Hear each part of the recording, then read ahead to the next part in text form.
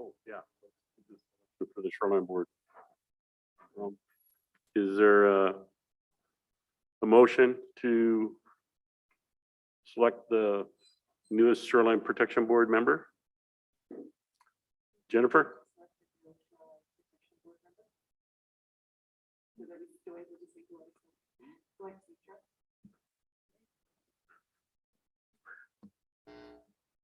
Motion by Jennifer to select or appoint Zetra Wheeler to the Shoreline Protection Board. Is there a second?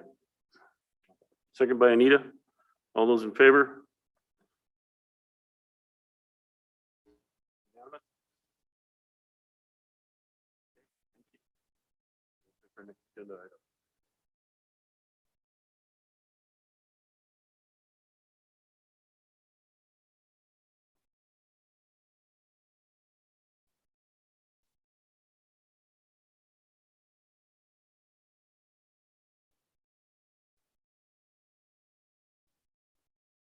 Good afternoon.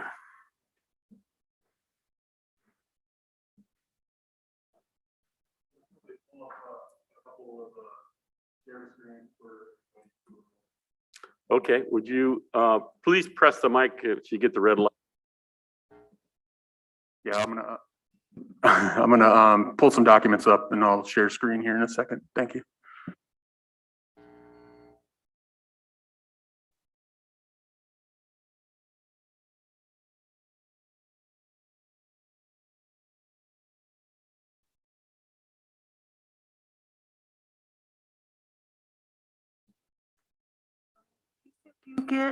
I would like to introduce the seats.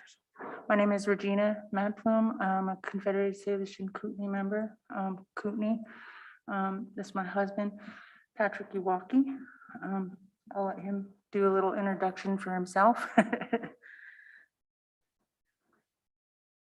Hope I can pull it up.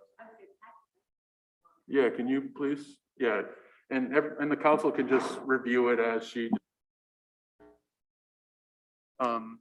Council, very good to see you today. My name is Patrick Iwaki. I'm wife of Regina Madplume.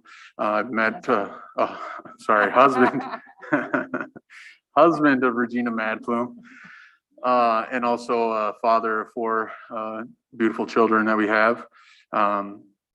It is our pleasure to be able to introduce the People's Food Sovereignty Program, which Regina will be able to give a better overview. Do I have to share the screen too? Okay. Okay. All right, you can. Okay. It'd be my honor to introduce the CSKT Tribal Council to the People's Food Sovereignty Program.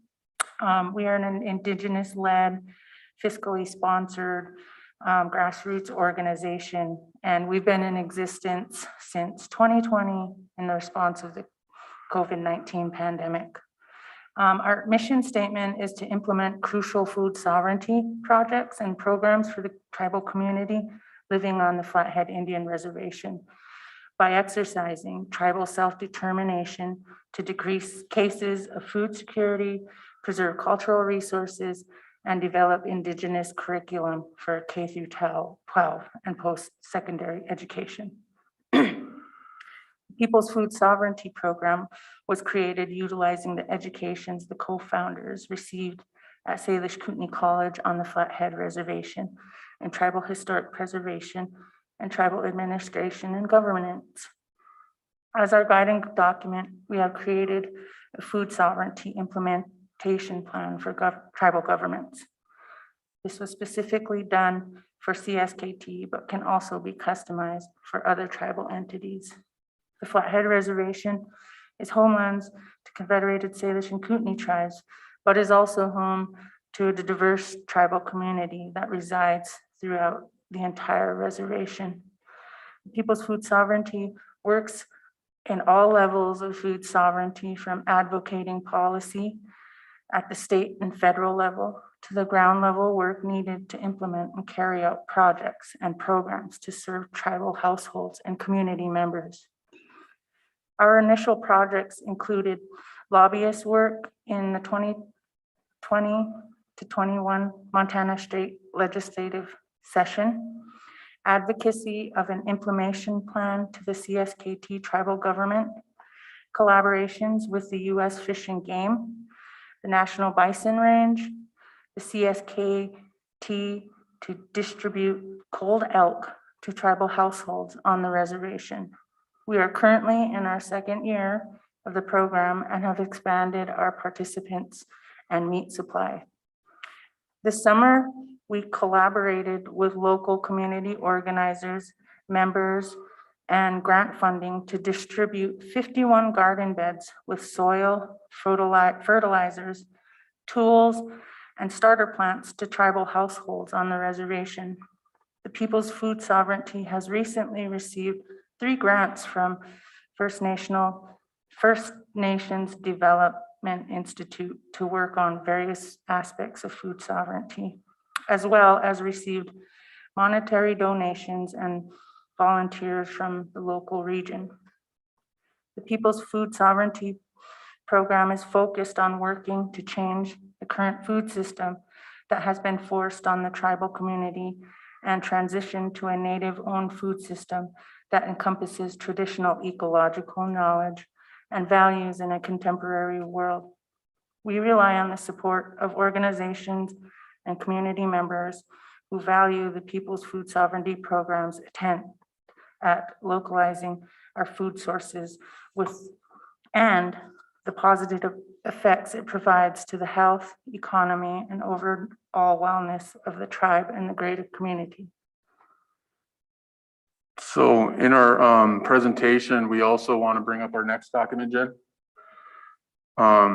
We're here today to have a public announcement that we have received over $45,000 from First Nations Development Institute to carry out stewardship of natural resources such as the deer and elk, which, you know, we have an understanding that there's an overpopulation.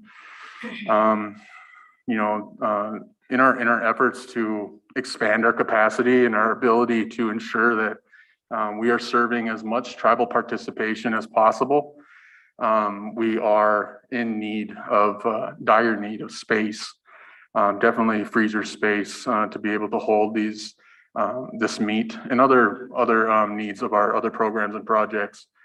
Right now, we have a really strong network of businesses, organizations, individual households that are contributing to the program. This is local within the reservation, but a lot of it is coming from the Missoula community. This is essentially not efficient for our program to ensure that we are utilizing our funding and everything, all of our resources in a way that is fully supporting our participation in the tribal households that we serve. And so this is a public or a press release that we've submitted to the Charcusta that we're hoping to get published. But I think our real ask is our need for space and essentially space, freezer space is our first ask, but essentially space to house our organization, kind of in the same realm as kind of the Never Alone recovery services. We have funding to purchase freezers and other needs to be able to carry out those types of activities. But our dire need is space. And so it's essentially just a general ask to council to accompany with our need.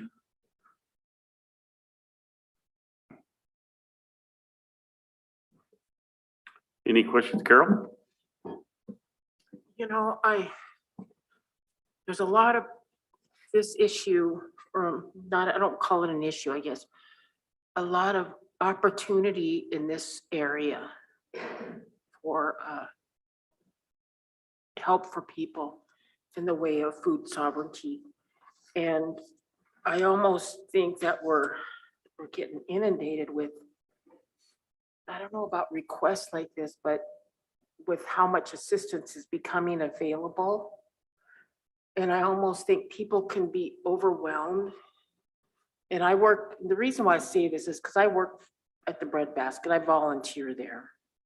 And I know what kind of food goes out of there and, you know, not what kind of people, but people that come in there.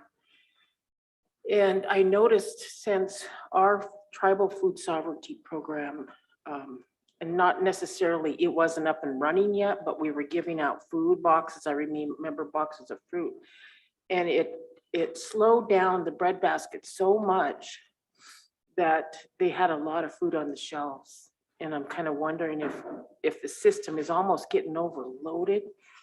And so now that we're up and running and giving out distributions of food through our food sovereignty program, I see a lot of people really happy and accepting. And I think there's two different peoples here getting help, non-tribal and tribal. And sometimes they'll come together once in a while. But I'm wondering, now this will be the third program we have stepping forward. And the last thing I want to do is discourage anybody in this area because I just think there's just a great need for food. And I know we talked about a building this morning that we weren't sure we were going to move forward with a business in it. And I think hopefully council knows what building I'm talking about, but that would be something that we could probably consider. But really, I think you need to work with lands and see what they have available. And that's who deals with all of our buildings that we have and what's available for those kind of uses.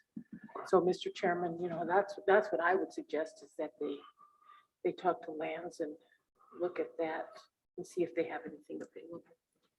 But I appreciate what you're doing because I see the pictures and stuff on Facebook, and I'm like, people are really excited that they're getting meat. I mean, that's a huge offer when somebody walks to your door and gives you packages of meat. So thank you for what you're doing.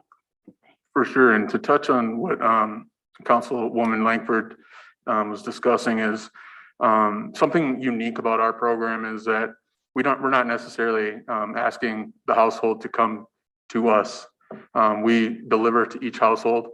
Our participation list includes the address, the phone number, the amount of people in the household, and at extent that we're not necessarily prying information out of the person or the household, not requesting excessive paperwork. And I think that really alleviates all the pressures, the mistrust that tribal people have, and we're really meeting the household where they're at.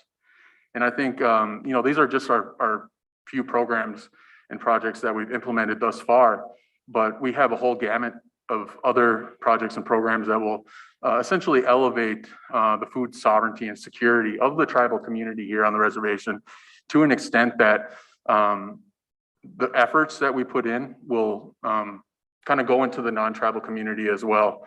Our goal is to, you know, we've discussed with tribal council in the past of acquiring land through lands and economic development. In prior conversations, it was discussed that we organize an organization like People's Food Sovereignty Program to get off the ground, to ensure that we're serious about this, and that this is something that we've worked very hard on, that we're utilizing our education that we've received from Salish Kootenai College, and that we're really working hard for the tribal community here. And you know, with our advocacy, I think it includes the tribal government or CSKT at that table, with a lot of the partnerships that we've created so far. And a lot of these partnerships are located here on the reservation, and we would really like to see CSKT kind of be that beacon of what food sovereignty means for tribal communities across this country. Definitely with all the you know, the resources, the natural resources that are available, and doing it in conservation and with indigenous sustainability at that forefront. And I think, with this cold elk program and cold elk and deer program, it's kind of a beacon for other tribes. Other tribes are seeing this project and are implementing it within their communities as well. And so, it is something that this People's Food Sovereignty Program is bigger than both my wife and I. It's bigger than our organization. It's bigger than the close households that we help out.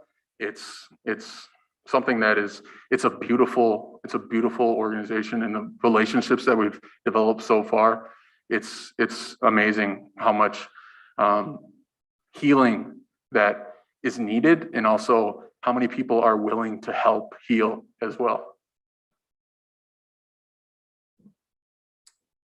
Any other comments or questions? I know that I certainly appreciate your work, and anytime people step up and help people in need, and food security is one of those first levels of sustainability for any person. So, all the help that people can get from whatever it might be, from a food pantry or the bread basket or commodity program, or whatever it might be, is beneficial. I do kind of share kind of the same concerns that Carol has, and that is, we don't want to waste any food. And so, making sure that the food that exists in the existing programs are used to the maximum benefit that they can be, in bringing in new programs and having that coordination. So, I would certainly ask you to work with our food sovereignty group also, as you consider the, and looking for sites or locations with lands department. That would be great. The other thing that I noticed is we don't want to get sideways with some of our laws and rules and regulations. And I think it was you that was offering assistance to hunters that were captured killing elk. And so we do have some concerns over that, because we don't want to get conflicting with our own rules and regulations. We don't commercialize game meat that's harvested under treaty rights in any way, shape, or form under current rules. So that being said, it doesn't mean that an administrative removal is under the same stringent criteria. So we utilize the surplus bison coming from Yellowstone Park in a different way. That's an administrative harvest. The administrative harvest at the bison range of elk and deer is the same way. So an administrative harvest is a different picture. It's not hunting. And so the hunting aspect of it, we've gotten into situations in the past with hunting and commercializing it and having extreme conflict. So we don't want to step into that. So I would just make that advice to you, that we, unless, we want to stimulate our wildlife management in that way, we have our proper protocols to do it in a stepwise fashion. We want to get ahead of ourselves. So that would be the advice I have in that. We've had a meeting with the Food Sovereignty Committee, and they weren't really interested in partnering with anything that we were doing. And they did invite us to join their meetings at the end of the month, but other than that, we haven't gotten any leeway in that kind of relationship with the food sovereignty program here that is the tribal entity. So that's where we are with that. And also our program, through those discussions with CSKT's food sovereignty team, we've discussed this program over and over, and I think, to alleviate some of those concerns as well for on our side, that partnership with the tribe is essential. Our participation list is over 658 people. Those are tribal members. That a partnership just seems the right move. We've had discussions that to alleviate, to understand that the CSKT food sovereignty team is young still, and that we have tribal members that we are hiring to carry out these activities. And when I say to carry out the activities, we don't pay for hunters to go hunt. We reimburse their gas, if they use gas or their ammunition, that's it. We're not paying for the animal or anything like that. We had discussions with CSKT's game warden to discuss our program. So, you know, we've kind of been dealing in the same way that tribal members have been assisting each other in the past, is that there's tribal members that hunt, and then we go through processors, and we don't even see the animal until it has already been processed. And so we're not necessarily taking care of the animal at all from harvest to the processor, but just picking it up from the processor. Yeah, and so we're not paying for any animals at all. Just the one thing is dealing with the buffalo coming out of Yellowstone since 1991. The one thing I could say about that is that part of the need that I see with people coming forward, our own membership coming forward and wanting wild game meat is simply they don't have the ability to get it themselves. They're fully capable of being able to pay for the processing and a lot of that. And there are some folks that can't, that's coming that way, nor they have the ability to cut it up themselves. So I see there's a little bit of a need for that kind of assistance for the membership to be able to fully restore themselves into at least buffalo meat. That there's an opportunity there that's that a void that's not being met that could be met through this program. So a lot of folks are just can't go hunting anymore, and they would love to be able to eat wild game meat. And so how can we fulfill that void or that need for some of the aging population that we have? It's such a good protein, such a healthy food for a wild game meat. It's unbelievable. And I'm not sure if you've done any work with our native fish keepers, but we do have a supply of that. We provide the food banks. Yeah, we have been receiving, we're actually joining their recipient list for trout, and we've received their last trout of their last harvest. And we actually have a couple tribal members who are donating other fish from Colville tribe, salmon and other things. So, it started out as elk, we even gave out turkeys.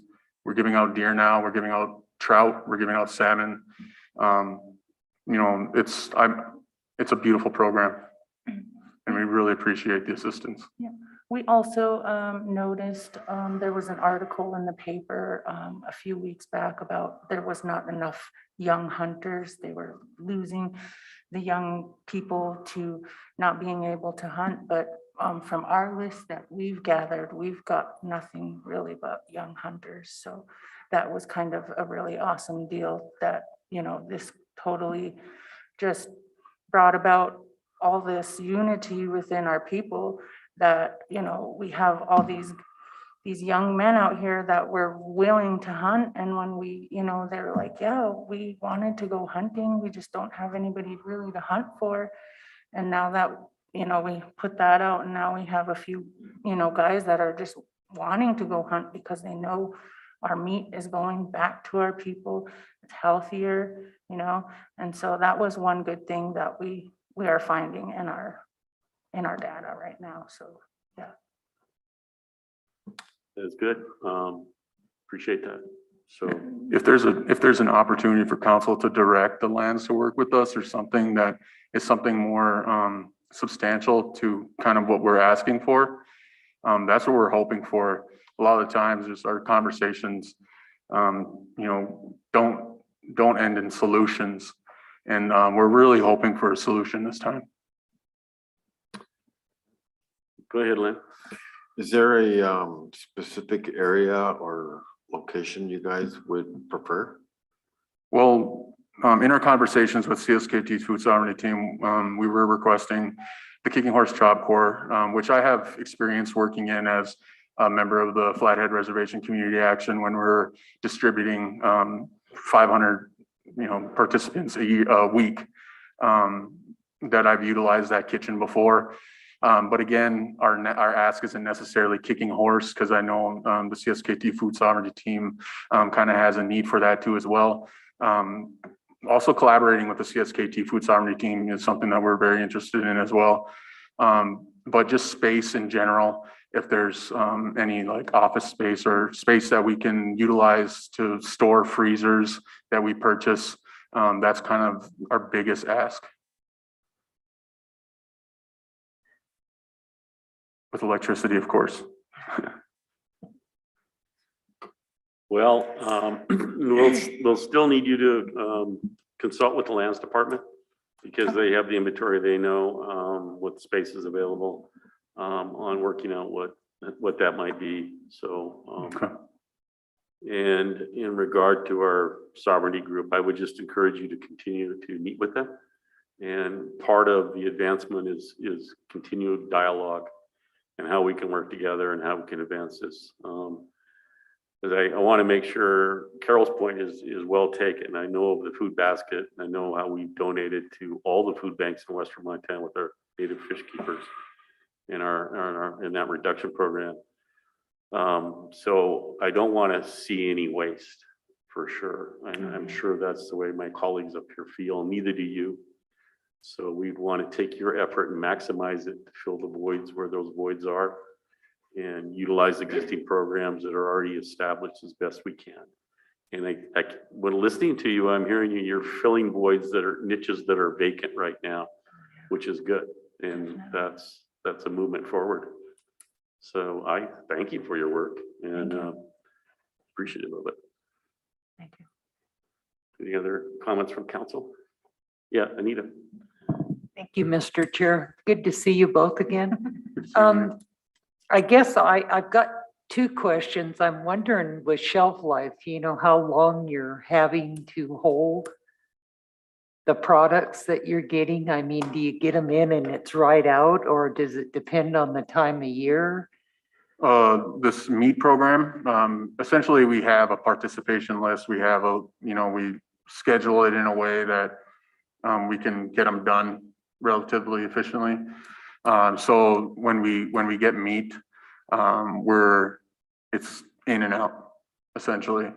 Our next project we have, it includes some processing and some more traditional ways of processing. So we're going to be using some of our meat for those programs to create meals and other things such to give our participation a much more convenient way, I guess, of receiving these meals.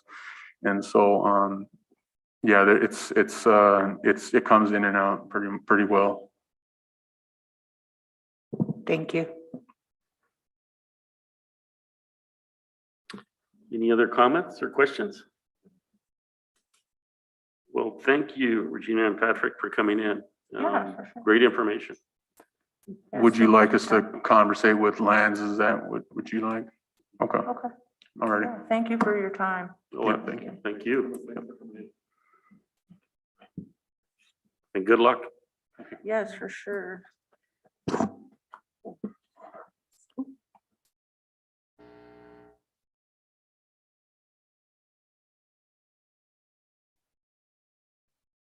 Warm it up. Okay, for agenda, I think that ends the agenda for today. Is there a motion to adjourn? Motion by Len to adjourn. Reminder, field trip tomorrow, for those that can make it. Okay.